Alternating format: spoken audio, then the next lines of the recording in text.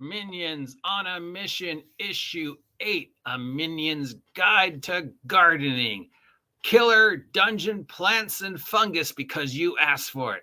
So I did a poll about a month ago about what people wanted to see for the next issue of my Minions on a Mission Monster Zines, available exclusively at Big Geek Emporium for $2 a piece.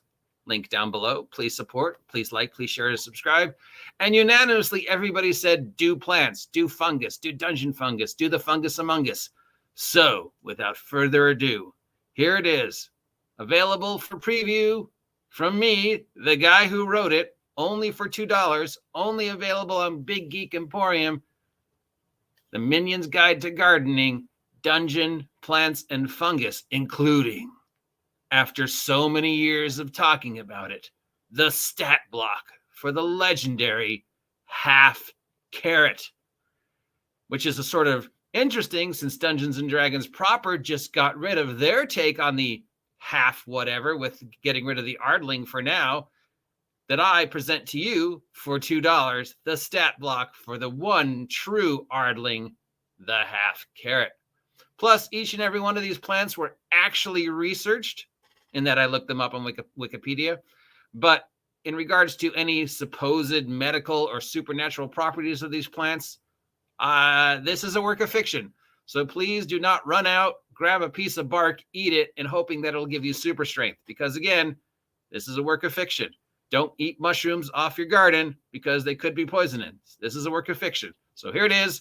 Let's take a look at issue number 8 of Minions on a Mission, available only at Big Geek Emporium. Please like, please share, please subscribe. And here we have on the cover our mascot, King Slime, bravely defending us from the army of evil mushrooms.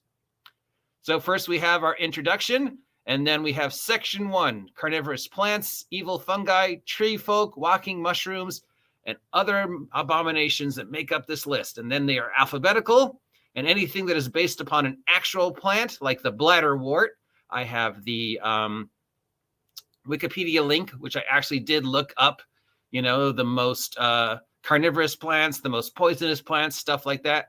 Then we have some, token nods to famous stuff like the body snatcher plant, obviously a reference to Invasions of the Body Snatchers, which the evil, large evil cucumbers that were trying to take over the world.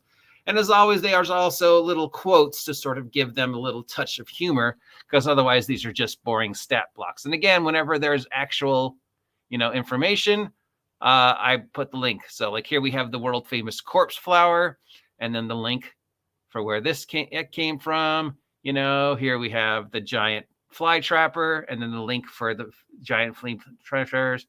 Here we have, other references to famous fantasy stuff, and then other references to actual plants. And it's just stuff like that. And then, each and every reference has a Wikipedia link or the link to the media that I got it from. And then that's it. So that's the first section, is the dangerous plants and animals that you might find in the dungeon.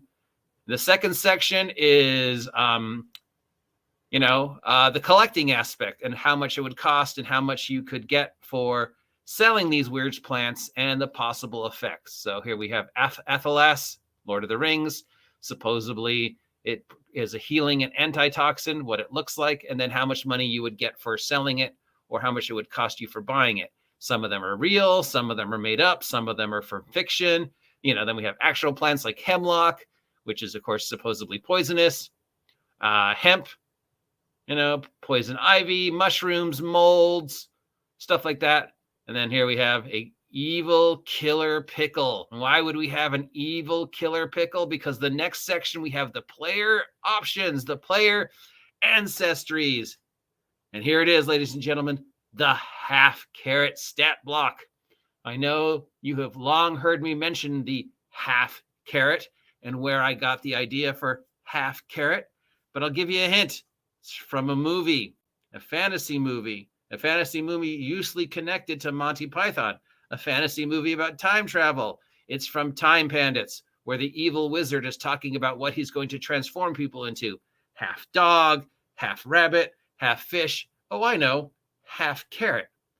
And we all, we have half elf, half orc, half troll, half giant. So where is the half carrot? And finally, we have the stat block for the half carrot. So even though D&D has gotten rid of the Ardling, I still have my take on them, the half carrot. The stat block, the special abilities you get for being a member, stuff like that. Then we have toadstool folk, which are, mushroom people like this, this guy up here. Veggie people, a certain reverence to a certain race from a certain module. And the Where Pickle template. Even a man who's pure of heart and says his prayers of night can become a pickle where the moon is full. And as for, somebody transforming into a pickle, I don't know where I got that reference from. I mean, I don't know what extremely popular adult cartoon had its main character turn into a pickle for an entire episode. So yeah, this is something I just made up, and then we have the stat blocks. This is a template. Template is something you could add to any other character. So you could have a half carrot who's also a were pickle. And then the bonuses and minuses for being a were pickle template. Then we have our new rules on being engulfed, on being turned into a plant, on being sick, on being charmed, on being stuck. The rule conversions I'm currently using to avoid any specific reference to any specific system. Once we see the supposed finished product from ORC or Troll Lords or whoever else that we're jumping on the bandwagon, then I might switch to them. But right now I'm trying to keep it as system innocent as possible so you can convert it to whatever system you want and if you want to use these monsters and stats. Then the legal stuff, of course, a picture of our mascot bravely defending us from the evil mushroom invaders. How you can get in contact with me, all the legal stuff, all the new rules, new races, actual researched and made up actual plants. But again, please, this is a work of fiction, so do not run outside, grab some hemlock, and expect it to operate the exact same way I claim it does. And then the chunk, which is the actual monsters and actual killer plants. Again, many of these are based upon real-world carnivorous plants or real-world poisonous plants. And then we also have some ones from fiction, like the scarecrow, the walking tree, the dreaded salad elemental, the swamp monster, stuff like that. But then we also have real ones like, giant Venus flytrap, pitcher plants, stuff like that. And there are some pretty weird carnivorous plants out there, all with this amazing art, because my real artist had a baby and hasn't, recovered from being a brand new dad. So I have to rely on digital art, which sometimes gets it right. I mean, let's face it, that half pickle, the were pickle just came out amazing. So if you want to get your own copy of this, it's $2 on Big Geek Emporium. It's got everything you need to add dungeon plants, dungeon fungus to your game, including actually researched. It's exclusively on Big Geek Emporium. It helps me out every time you purchase one. It means I can go out and get more stuff to do more product for you guys. And of course, at long last, the half carrot. So please like, please share, please subscribe, please support the OGGM adventures. And the best way you can do that is head on over to Big Geek Emporium and pick this up for only $2 as part of the Minions of the Mission collection. If you have any other suggestions of what you want to see me do next for my next Minions of the Mission, let me know.